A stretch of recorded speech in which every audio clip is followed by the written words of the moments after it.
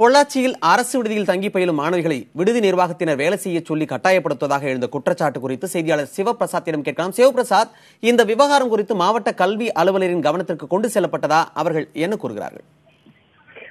அதாவது மணிமாறன், பொள்ளாச்சி நகராட்சி பெண்கள் மேல்நிலைப் பள்ளிக்கு பின்புறம் உள்ள பிற்படுத்தப்பட்ட மாணவிகளின் விடுதி உள்ளது. அங்கு மொத்தம் 32 மாணவிகள் தங்கி படிக்கிறார்கள். அந்த விடுதியில், அதாவது அந்த விடுதியில் உள்ள வார்டன் மற்றும் அந்த விடுதியில் பணிபுரியும் ஊழியர்கள் மாணவிகளை வேலை செய்ய சொல்வதாகவும் அவர்களை பாத்ரூம் கழுவ சொல்வதாகவும் சொல்லி மாணவிகள் குற்றச்சாட்டு செய்துள்ளனர். இது குறித்து மாவட்ட கல்வி அலுவலருக்கு தகவல் தெரிவிக்கப்பட்டு அவர் தற்போது விசாரணை நடத்தி வருகிறார். விசாரணை நடத்திய பின் உரிய நடவடிக்கை எடுக்கப்படும் எனவும் தெரிவித்துள்ளார்.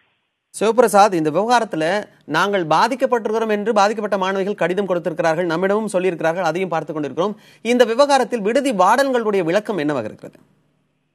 அதாவது இந்த பாதிக்கப்பட்ட சிறுமிகள், அந்த பாதிக்கப்பட்ட மாணவிகள் 3 பேர், அதாவது பிரதீபாஸ்ரீ, பவித்ரா, பிரியதர்ஷினி ஆகிய 3 பேர் இன்று தங்களுக்கு இந்த பள்ளியில் படிக்க விருப்பமில்லை எனவும், எங்களை இது போல தொந்தரவு செய்கிறார்கள், எங்களிடமிருந்து பணம் பறிக்கிறார்கள், எங்களை இது போல வேலை செய்ய சொல்கிறார்கள் இந்த பல குற்றச்சாட்டுகளை எழுப்பி அவர்கள் கடிதம் எழுதி பள்ளி நிர்வாகத்திடம் கொடுத்துள்ளனர்.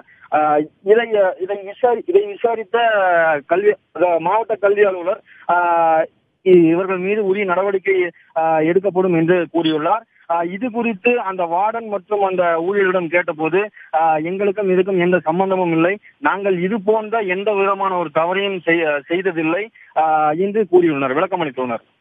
சிவபிரசாத், குறிப்பிட்டு அவங்க சொல்லியிருக்காங்க, ராதாமணி, தனலட்சுமி அந்த 2 பேர் தான் எங்களை வந்து வேலை வாங்குறாங்க அப்படின்னு அவங்க சொல்லியிருக்காங்க. இதுக்கு அவர்கள் தரப்புல என்ன விளக்கம் கொடுக்கப்படுது? அதாவது அந்த ராதாமணி, தனலட்சுமி ஆகிய இருவரும் அந்த மாணவரிடம் வேலை வாங்கவில்லை, நாங்கள் எங்கள் பெற்ற பள்ளிகளை போல் பார்த்துக் கொண்டிருக்கிறோம் என்ற விளக்கத்தை மட்டுமே அளித்துள்ளனர். மேற்கொண்டு அவர்களிடம் கேட்டபோது, நாங்கள் மாவட்ட கல்வி அலுவலரிடம் இது குறித்து நாங்கள் பேசிக் கொள்கிறோம் என்ற ஒரு வார்த்தையுடன் முடித்துக் கொண்டனர்.